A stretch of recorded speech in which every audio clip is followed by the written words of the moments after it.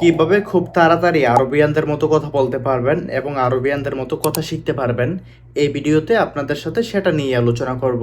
So 5 number পয়েন্টটা খুব বেশি ইম্পর্টেন্ট, সে পর্যন্ত আপনাদেরকে ভিডিওটা দেখতেই হবে। তাহলে চলুন ভিডিও শুরু করা যাক। নাম্বার 1, প্রথম অবস্থায় আপনাকে বেসিক থেকে শুরু করতে হবে। এবার বেসিক থেকে শুরু কিভাবে করবেন? প্রত্যেক দিন 5টা থেকে 10টা ডিরেক্ট শব্দ মুখস্থ করতে হবে, যে এটার অর্থ এটা, তো অর্থ হচ্ছে গিয়ে জামা, সা মানে হচ্ছে গিয়ে ঘড়ি, এবং জাওয়াল মানে হচ্ছে গিয়ে মোবাইল। এমন টাইপের কিছু কিছু শব্দ মুখস্থ করতে হবে এবং প্রত্যেক দিন যেন নতুন শব্দ হয়। এবার নতুন শব্দ আপনি কোথায় পাবেন? দেখেন, আপনার আশেপাশে, আমার পিছনে যদি তাকান আপনি, অথবা আপনার আশেপাশে যদি আপনি তাকান, যেই যেই বস্তুগুলো দেখতে পারতেছেন, যেই যে নামগুলো দেখতে পারতেছেন, এগুলার আরবি নাম, আরবি শব্দ খুঁজে বের করার চেষ্টা করবেন। এবার প্রত্যেক দিন আপনি যা যা দেখেন, এগুলোর মধ্যে 5টা থেকে 10টা পর্যন্ত নতুন নতুন শব্দ মুখস্থ করার চেষ্টা করবেন।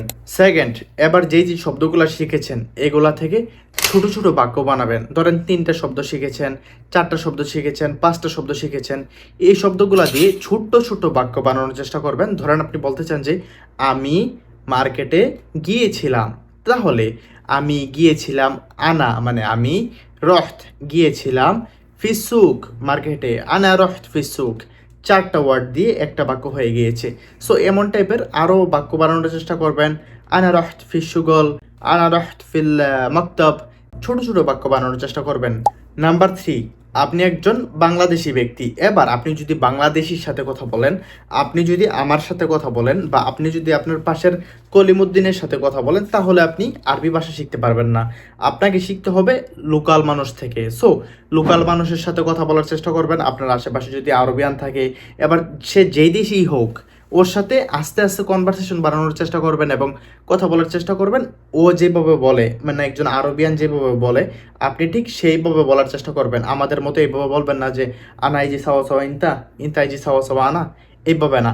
উনি যেভাবে বলে, ওনার সাথে ঠিক সেইভাবে কথা বলার চেষ্টা করবেন। সো লোকাল মানুষের সাথে আপনাকে কথা বলতে হবে। নাম্বার 4, আপনি ভয় পাইলে চলবে না। ভাষা শেখার ক্ষেত্রে না, শুধু যে কোনো বিষয় শেখার ক্ষেত্রে আপনি যদি ভয় পান, তাহলে কোনো কিছু শিখতে পারবেন না। সো আপনি ভয় পেলে চলবে না, ভয় পাওয়া একবারেই যাবে না।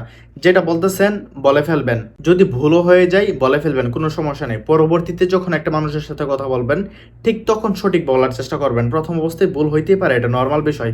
এর মধ্যে যদি আপনি ভয় পান, অথবা আমি বললে কি হবে, আমি চর্চা করলে কি হবে, ওইটা চিন্তা করলে আপনার শুরু করাই হবে না। এবার লজ্জা না পেয়ে শুরু করে দিবেন। এবং নাম্বার 5, নিজের কনফিডেন্স রাখা, মোটিভেশন রাখা। আপনি কনফিডেন্স সহ ভুল বললে কোনো সমস্যা হবে না। সঠিক বলার পরেও যদি আমার কনফিডেন্ট না থাকে, তারপর আমার সামনের মানুষটা মনে করবে যে আমি মিথ্যা বলেছি অথবা ভুল বলেছি। কিন্তু আপনি কনফিডেন্স সহ যদি ভুলও বলেন, আপনার সামনের মানুষটা বুঝে যাইতে অথবা বিশ্বাস যাইতে বাধ্য, কারণ আপনার কনফিডেন্ট আছে। এবার যদি আপনি ভুলও বলেন কোনো একটা বিষয়, আপনি কনফিডেন্স সহ বলবেন এবং পরবর্তীতে এই ভুলটা শুধরানোর চেষ্টা করবেন। এবার আরবিতে কথা বলার সময় খুব বেশি কনফিডেন্ট থাকবেন।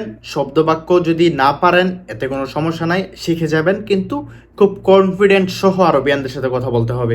তাহলে আপনি শব্দ মুখস্থ করা থেকে শুরু করতে পারেন। আস্তে আস্তে শব্দ মুখস্থ করে ছোট ছোট বাক্য তৈরি করবেন এবং এই বাক্যগুলো আরবিয়ানদের সাথে চর্চা করবেন, বলবেন খুব সুন্দরভাবে, কনফিডেন্স সহ বলার চেষ্টা করবেন। এবং এমন আরবি ভাষা সম্পর্কে আরো ভিডিও পেতে চাইলে এই চ্যানেলটি অবশ্যই সাবস্ক্রাইব করে দিবেন, এবং ভিডিওটি যদি ফেসবুকে দেখে থাকেন অবশ্যই লাইক করে ভিডিওটি শেয়ার করে দিবেন, এবং পরবর্তী ভিডিও কি নিয়ে দেখতে চান সেটাও কমেন্ট বক্সে লিখে জানাবেন। আপনাদের সাথে কথা হচ্ছে পরবর্তী ভিডিওতে, সে পর্যন্ত ভালো থাকুন। আল্লাহ ইয়াতিকুম আল আফিয়া, বাশুফকুম আল খায়ের, মাসসালামা।